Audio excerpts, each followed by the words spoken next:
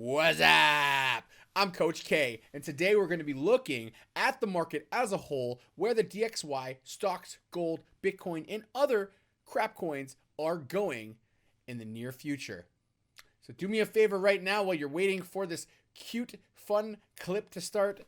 Click on that like, click on that subscribe, and don't make Vladimir angry, or he will make sure that he comes after you and hit the bell. Fat kiddo. Welcome back, everyone. My name is Vladimir, and I want to tell you that I'm Coach K, and I'm just joking. Let's get started, everybody. Here we see that we crossed this 100-day EMA. I'm going to go zoom in this nicely. You see this blue line right here that matches up with this point of control? We did cross it, and we're retesting it right now. There's a lot of time left in the day at 15 hours before this closes. If this comes back up and hammers off that level, I expect that we will somehow fake out and come all the way up to this level, which has the 21-day EMA, the Kijun, and this level at 10,800. These are all levels of confluence that you should be looking for, that we could come and add to shorts. If you're not short already, this is where you could look to get in. When we close this gap, we likely will start to short around 10.65, 10.75, and then if we go all the way to this level at 10.825, okay? That's where I'm looking, the levels I'm looking at that potentially would be very good levels to short at, okay? That's what you should be looking. Now, if that doesn't happen and somehow all of crypto Twitter is right, which happens once in a while, but I like generally start feeling like maybe this is not going to happen because there's that many people saying it. What I'm seeing right now is we could close this gap off first, then close this other gap as well. All within maybe, maybe the weekend, maybe the next week. It's going to happen probably quite quickly to go on that last dump. And I don't think that the dump will stop at 96, 97, 100. I believe that we're probably likely to come to 8,800. Why? Because look at the size of the dumps generally. The third one usually is a pretty bearish dump. It scares people out of the market, and then we rebound and we reverse course basically.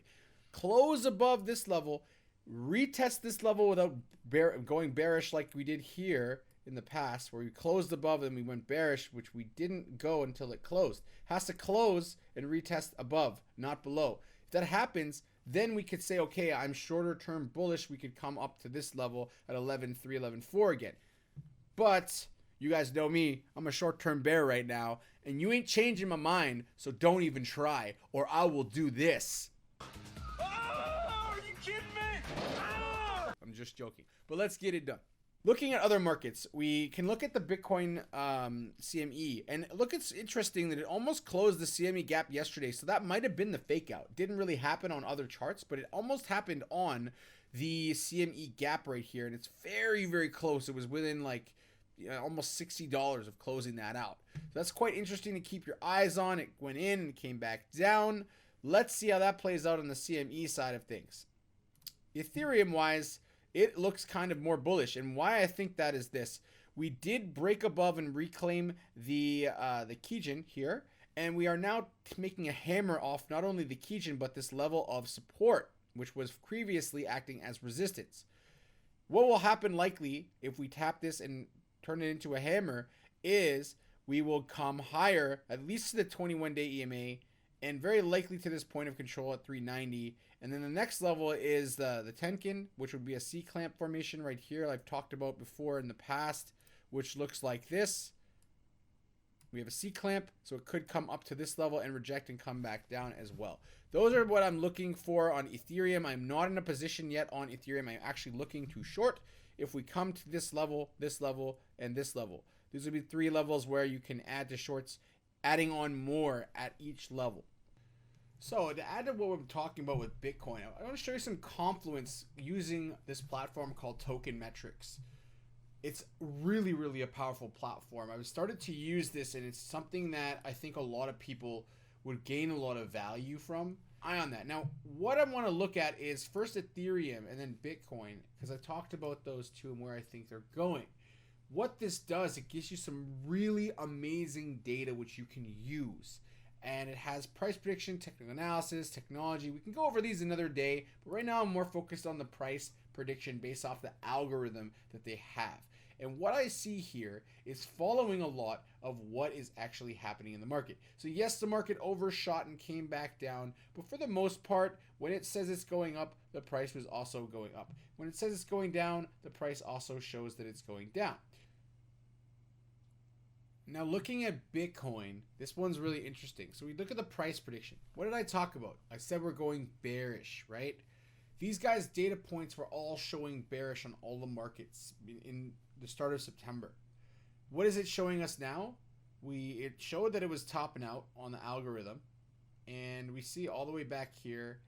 You know, it's not perfect, you know, but it's trying to show you the trend, and the trend is usually followed quite well. You see that it's come down, and we're seeing that the trend is showing that it's going to go lower. See it more clearly. So guys, check out tokenmetrics.com. There's a referral link in the very bottom so you guys can test it out and try it for yourself. It's a really, really powerful tool, and I think that you guys will be very impressed if you get to use this for that trial that they're going to give you. Now looking at gold, it looks exactly the same. We haven't broken this level, so this arrow hasn't happened yet.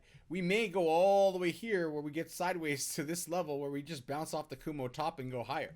This also is a possibility, but what I am seeing is this future Kijin is coming up and this future Tenkan is coming down, and if they cross, that would be very bearish for gold, because then we could likely see, maybe not right away, that this will turn into a bearish Kumo twist in the future. We could see that we're already, when it comes to our Chiku span, we're kind of in this level that we're bearish because we're below the candlesticks in the past.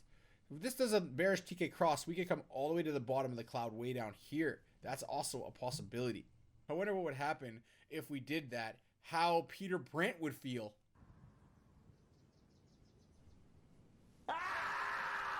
Peter. Always hating on Bitcoin with his gold that went up $500 in the last 20 years. Whoop-dee-dee-doo-daddy!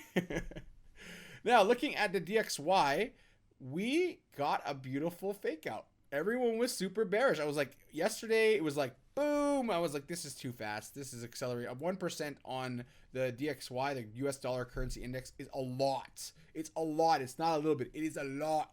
It's a lot. It's like a lot, okay? A lot.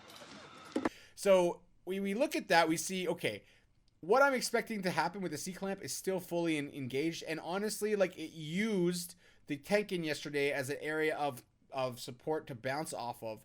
And now we're retesting, and we made a hammer off the 21-day EMA. And we'll probably retest this before we go higher. Remember, I'm short-term bearish, and September is bad months for markets. Here we see the DJI, Dow Jones Average Index. We can see that this also is following this level that I drew days ago. We're coming down to this level right here, and we may bounce this Kijin, which, like I said before in the past, when it gets really, really far away like it has, generally it will come back down and tap it or get very close to tapping that level. So if we get to this level down here, expect a wick to at very least touch or go below and then turn into a hammer off this level. And if we are bearish and we continue staying bearish, which I think September is, we could definitely see it lose that level and come all the way down to the Kumo top, which is here. We'll see how many days that takes and how this reacts with our 200-day EMA and our 100-day EMA, which is looking not very sexy at all. And we did have a lot of warning signs here and here and here and here to sell. All right, so looking at the SPX 500, right now it's open technically, but the markets don't open for 4.5 hours. So let's see how that reacts, because this could be coming up and then dump just like we had this day when I was talking about it coming to the Kijinsen.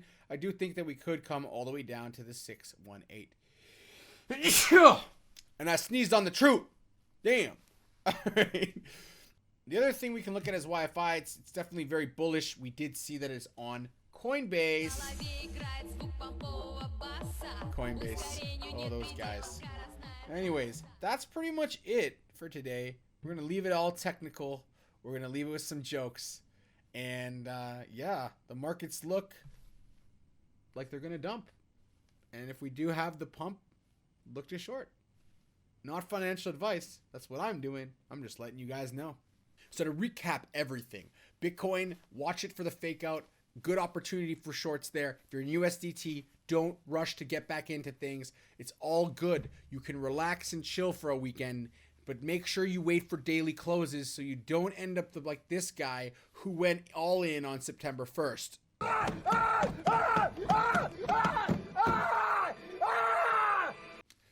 Be smart, be savvy, be patient. My name is Coach K. What you can do for me as a supporter of my channel, which I love you guys for, and thank you very much for all of that. What you can do for me is click that like, subscribe, and bell, and leave some comments below if you have any questions or concerns, and I will be very happy to answer you. Have yourselves a great weekend, everyone, and I do have some pop-up videos that will be coming over the weekend. See you guys soon. Fat kiddo, fat